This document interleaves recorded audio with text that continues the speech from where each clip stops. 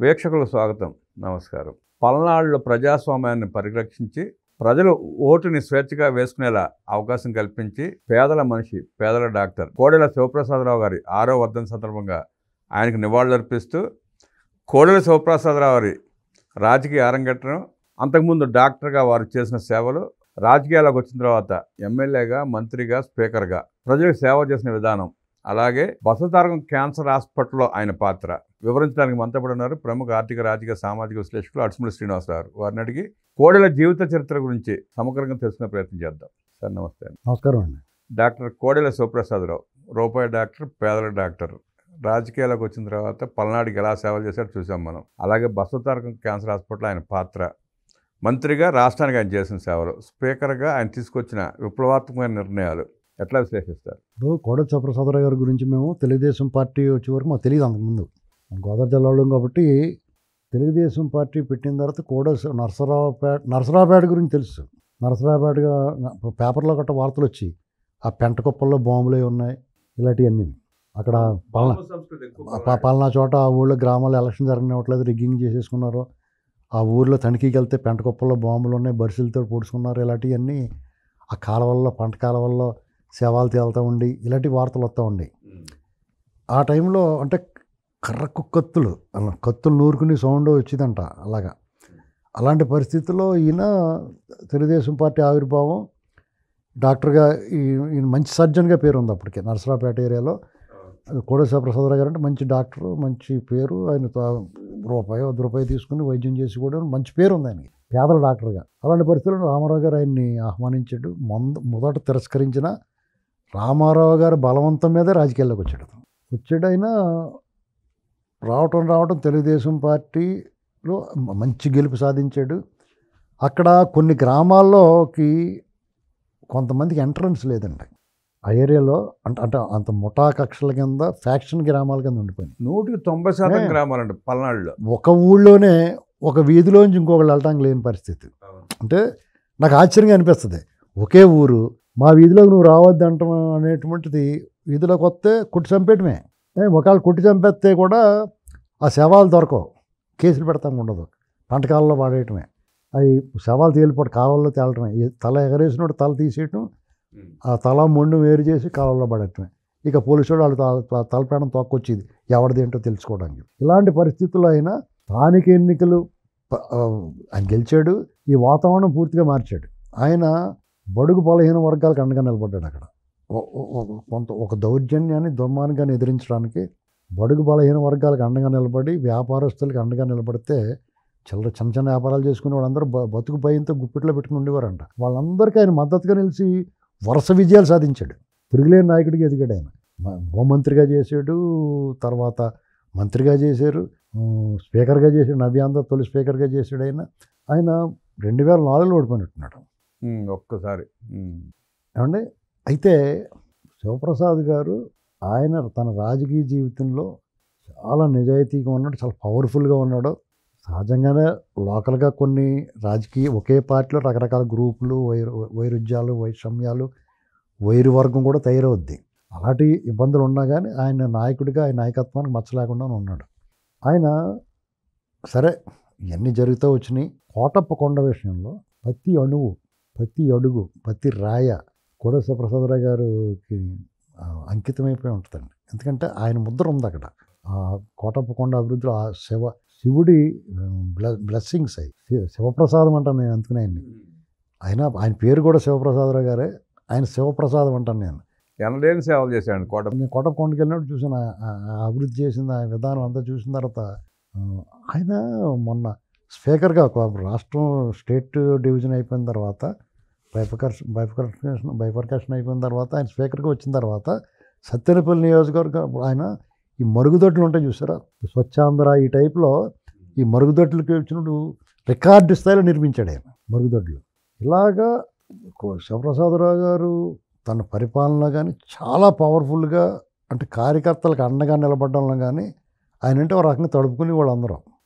ఆయన లేని లోటు పార్టీకి తెలిసిపోతుంది తెలుగుదేశం పార్టీకి. ఎందుకంటే తెలుగుదేశం పార్టీకి ఒక్కొక్క ఏరియాలో ఒక నాయకుడు బలంగా ఉండేవారండి. ఇప్పుడు అనంతపురం పరిటాల రవీంద్ర గారు, కడప శివారెడ్డి గారు, అలాగే చిత్తూరులో చంద్రబాబు నాయుడు గారు వాళ్ళు అలాగే ఉన్నారు.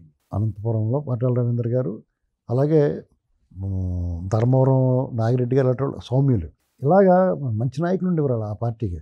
ఇక్కడ కోడెల శివప్రసాద్ గారు, మా జిల్లాకు వచ్చినట్టు బుచ్చి చౌదరి గారు, ఇలాంటి వాళ్ళందరూ ఫస్ట్ నుంచి ఉన్నారు వాళ్ళంతా పార్టీకి.